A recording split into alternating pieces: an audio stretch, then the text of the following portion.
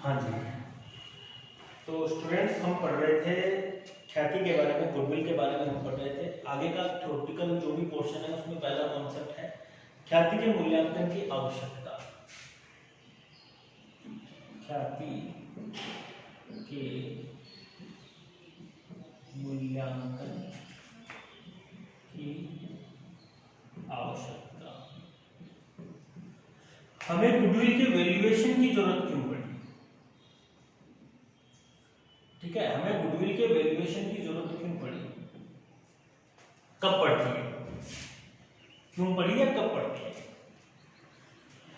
Valuation का मतलब आप तो समझ ही गए होंगे भाई। जैसे नया पार्टनर आया तो उसको अपने हिस्से के लिए पैसा लाना पड़ेगा। अरे भाई एक बात बताओ, कोई रेपुटेड फर्म चल रही है, कोई संस्था चल रही है, ठीक है, जैसे कोई शायद की एक दुकान है, वो बहुत बड़ी दुकान है, अच्छी दुकान है, चल रही है, उसमें अगर मुझे पार्टनर बनना है तो दुकान के तो पैसे देने ही पड़ेंगे और उसकी संपत्तियों के तो पैसे देने ही पड़ेंगे। संपत्तियों के साथ में मुझे उसकी गुडविल के भी तो पैसे देने पड़ेंगे ना। अरे भाई एक तो मैं उतनी संपत्ति लगा के नया बिजनेस चालू करूं तो मेरा बिजनेस चलेगा क्या? टाइम लगेगा ना उसमें। एक मैं ऐसे बिजनेस में पैसा लगाऊं जो ऑलरेडी रनिंग में है, तो मैंने जैसे ही उसमें पैसा लगाया तो मेरा जो लगाया गया पैसा से रिटर्न चालू हो जाएगा, नहीं हो जाएगा? ठीक है, तो ये बात हम समझते हैं तो अगला भी तो समझता है। ये बात अगर हमें समझ में आ रही है तो अगले के भी समझ में आ रही है, जिसका बिजनेस है। तो वो भी क्या करेगा, केवल संपत्तियों के पैसे नहीं लेगा, वो भी केवल संपत्तियों के पैसे नहीं लेगा, वो क्या करेगा, संपत्तियों के साथ में गुडविल के पैसे भी लेगा। तो गुडविल के पैसे कितने लेगा, उसके लिए गुडविल की कैलकुलेशन जरूरी है। तो यही है कि गुडविल की कैलकुलेशन करने की हमें आवश्यकता क्यों पड़ी। तो देखो, जब भी फर्म में कुछ, एक शब्द में तो उत्तर इसका है कि जब भी फर्म का पुनर्गठन होता है। पुनर्गठन होने का मतलब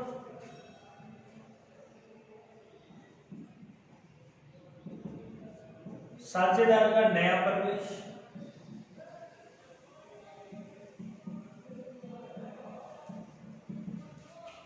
भाई साझेदार के नए प्रवेश पे आएगा तो नए साझेदार से हम पैसा मंगवाएंगे, नहीं मंगवाएंगे गुडविल के लिए? तो उसके लिए हमें कैलकुलेशन करनी पड़ेगी।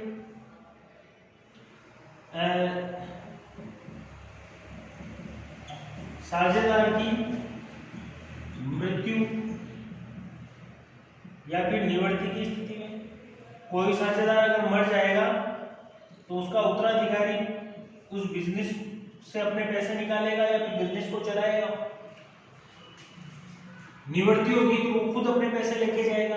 अब जाहिर सी बात है, जब कोई पार्टनर आता है तो उससे हम गुडविल से संबंधित पैसा मंगवाते हैं। तो कोई जाएगा तो वो अपने पैसे गुडविल के लेके नहीं जाएगा क्या? जाएगा नहीं जाएगा? क्योंकि उसने 5 साल फर्म में काम किया है तो उसकी वजह से भी तो लाभ हो रहे हैं। तो उसका जो भी हिस्सा गुडविल में बनता है वो उसे लेके जाएगा। तो कैलकुलेशन की जरूरत पड़ती है, ठीक है। या फिर अगर हम फर्म को बंद कर रहे हैं, एकीकरण कर रहे हैं, जैसे अभी एक न्यूमेरिकल क्वेश्चन किया था लास्ट 1-2 कॉन्सेप्ट में, साझेदारों के लाभ हानि अनुपात में अगर चेंज हुआ है,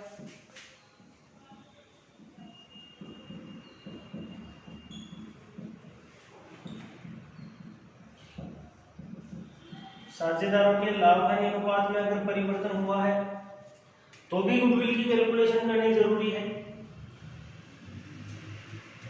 दो फर्मों का एकीकरण हो रहा है,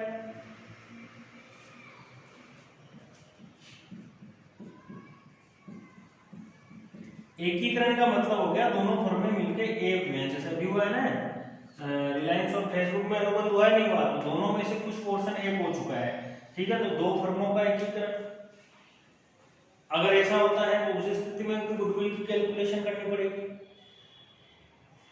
जब व्यवसाय को बेचा जा रहा है या बंद किया जा रहा है, जब व्यवसाय को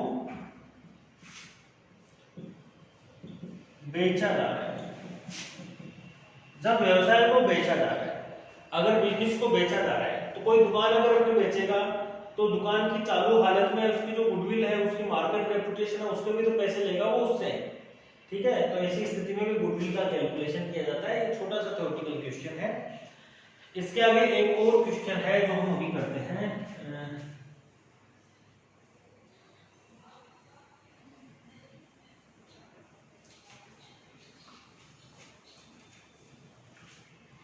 हाँ जी, ख्याति के प्रकार।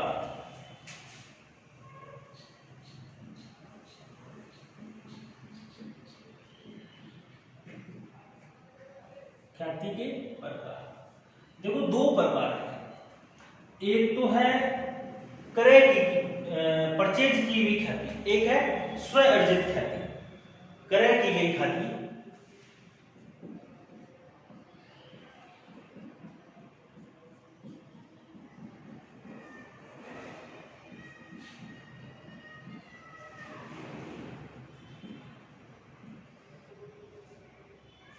परचेज गुडविल, और एक है स्व अर्जित है, सेल्फ अर्न गुडविल या सेल्फ जनरेटेड गुडविल लिखा है इसे, अर्न भी अर्जित होता है।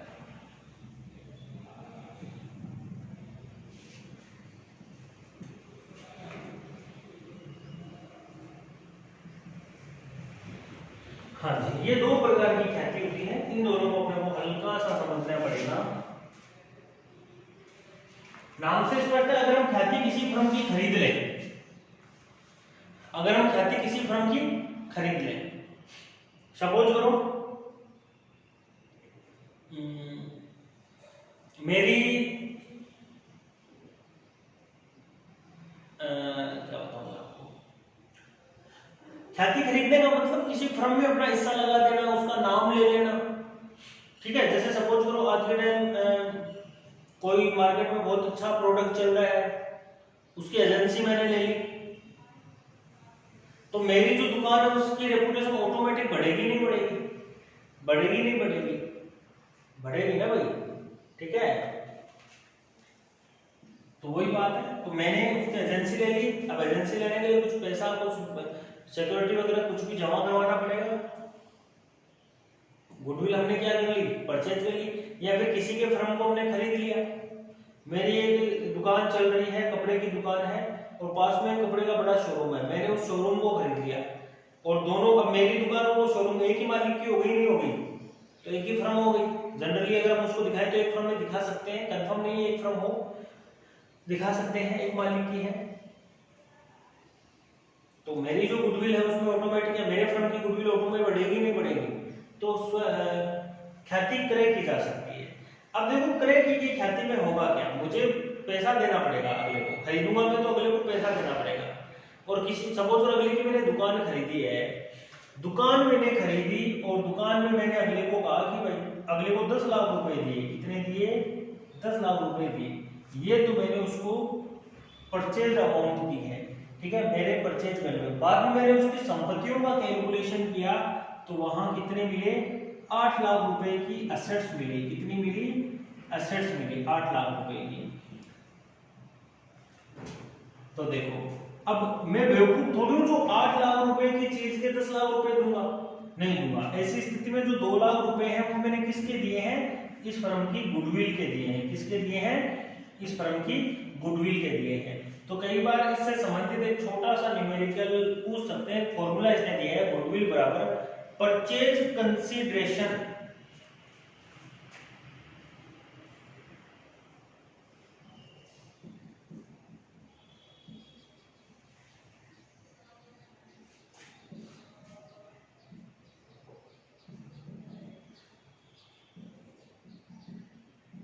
माइनस परचेज एसेट्स हो जाएगा।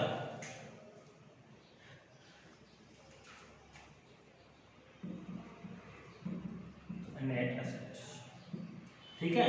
परचेज कंसीडरेशन का हिंदी में अर्थ होता है बेटा क्रय प्रतिफल।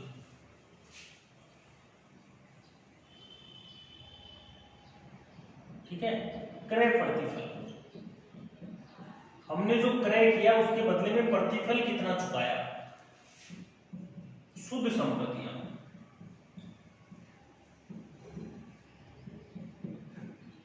शुद्ध संपत्तियां, ये क्या हो जाएगी? ख्याति हो जाएगी। ठीक है, कौन सी ख्याति होगी? ये होगी क्रय की गई ख्याति की बात हो रही है। ठीक है, इसमें 2-3 बातें उसने अलग अलग तरीके से दिखाई है, लिखी है, थ्योरेटिकल लिखी है। यह किसी व्यवसाय के क्रय करने पे उत्पन्न होगी। तो लिखने की जरूरत थोड़ी है, ऐसी बात आप वहां से सीधे नोट कर लेना भाई, यह किसी व्यवसाय के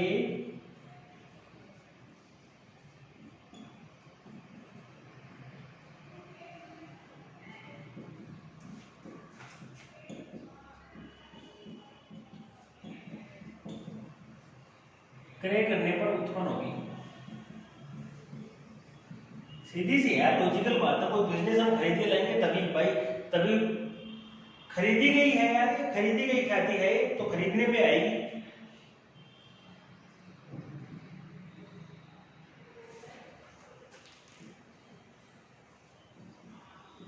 ये चीज अच्छी है, पुस्तकों में दिखाया जाएगा, इसे पुस्तकों में दिखाया जाएगा। क्यों दिखाया जाएगा? क्योंकि खरीद के लाए और खरीदी गई चीज को तुम दिखाते हैं या नहीं दिखाते, ठीक है, क्योंकि खरीदी गई है, ठीक है। गुडविल में क्या होता है, कई बार पुस्तकों में दिखाते हैं गुडविल के बारे में, अकाउंटिंग स्टैंडर्ड चलते हैं 10 और 26 दोनों कुछ ना कुछ कहते हैं। अकाउंटिंग स्टैंडर्ड 10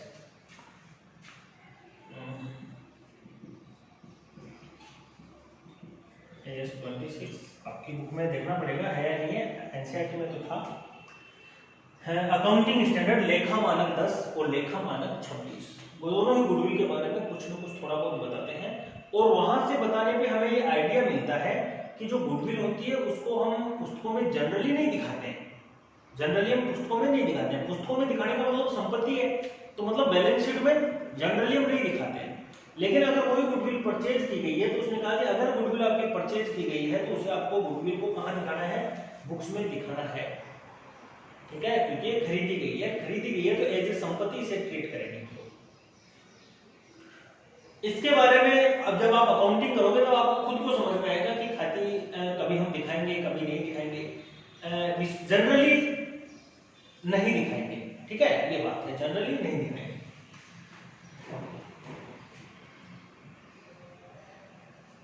अब जाहिर सी बात है पुस्तकों में दिखाया जाएगा, आगे वाला पॉइंट इसने लिखा है पुस्तकों में, चिट्ठे में, बैलेंस शीट में,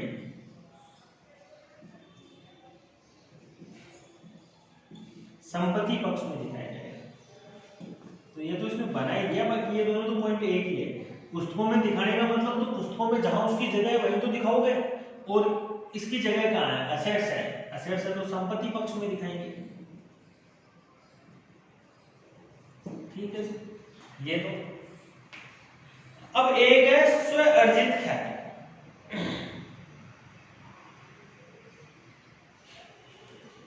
स्व अर्जित ख्याति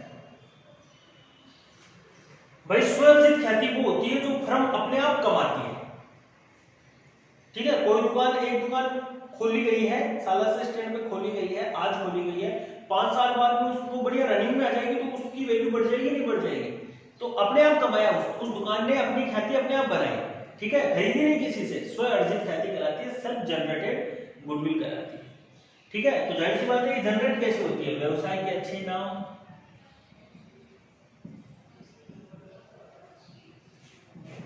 अच्छा नाम, प्रतिष्ठा, कुशल प्रबंध,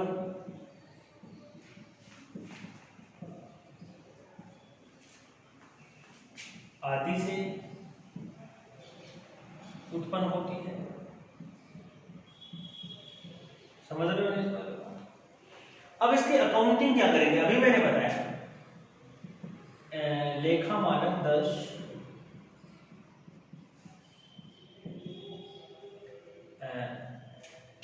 लेखा मानक को AS अकाउंटिंग स्टैंडर्ड बोलते हैं, ठीक है, 10 और AS 26 के अनुसार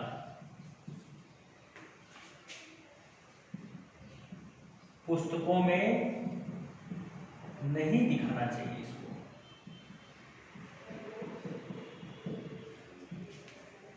पुस्तकों में इसे नहीं दिखाया जाता है, पुस्तकों में इसे नहीं दिखाया जाता है।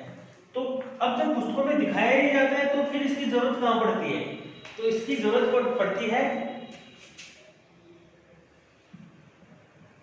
इसके मूल्यांकन की जरूरत पड़ती है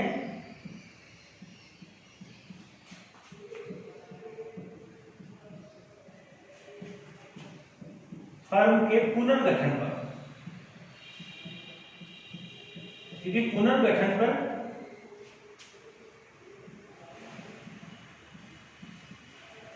क्योंकि जब भी फर्म का पुनर्गठन होगा तो गुडविल का बंटवारा होगा नहीं होगा। गुडविल नया साझेदार है तो गुडविल का पैसे लेके आएगा, पुराना है तो लेके जाएगा। भाई कोई जा रहा है रिटायर हो रहा है तो वो अपने पैसे लेके जाएगा। फर्म ही बंद हो रही है तो उस गुडविल को सब लोग बांटेंगे अपने अपने हिस्से में, ठीक है। तो जाहिर सी बात है जब भी फर्म का पुनर्गठन होगा तब इसकी वैल्यूएशन की हमें जरूरत पड़ेगी। ये कॉन्सेप्ट था ख्याति का प्रकार, ठीक है। इसका एक छोटा सा कॉन्सेप्ट और है, वो हम आगे की क्लास में पढ़ेंगे और उसके बाद में इससे संबंधित कैलकुलेशन हम करेंगे। भाई देखो इससे संबंधित अकाउंटिंग हम करेंगे। अकाउंटिंग करेंगे तो अकाउंटिंग के लिए हमें कैलकुलेशन भी करना पड़ेगा, तो ये सब कुछ चलेगा। ये तो हो चुका भाई, इसका तो इतना ही कैलकुलेशन है। जब भी बात करें तो परचेज कंसीडरेशन में से नेट एसेट बैठा दो और उसको बैलेंस शीट में दिखा दो। समझ रहे हो नहीं समझ रहे हो? उसको बैलेंस शीट में दिखा दो, वहां काम है, क्योंकि वहां हमें कैलकुलेशन करना पड़ेगा। पहले तो गुडविल निकालनी पड़ेगी, फिर किसका हिस्सा कितने प्रकार से होगा, कैसे होगा, उसके हम पूरी कंसेप्ट पढ़ेंगे। और उसे पुस्तकों में नहीं दिखाना है। अकाउंटिंग स्टैंडर्ड जब तक क्वेश्चन में नहीं कहे तब तक हम उसे नहीं दिखाएंगे, लेकिन आपके क्वेश्चन इस तरीके से दिए हुए हैं, दोनों प्रकार से सिखाया गया है कि अगर हमें दिखाना है तो क्या करना है, नहीं दिखाना है तो क्या करना है। तो उससे संबंधित एंट्रियां भी हम सीखेंगे सारी।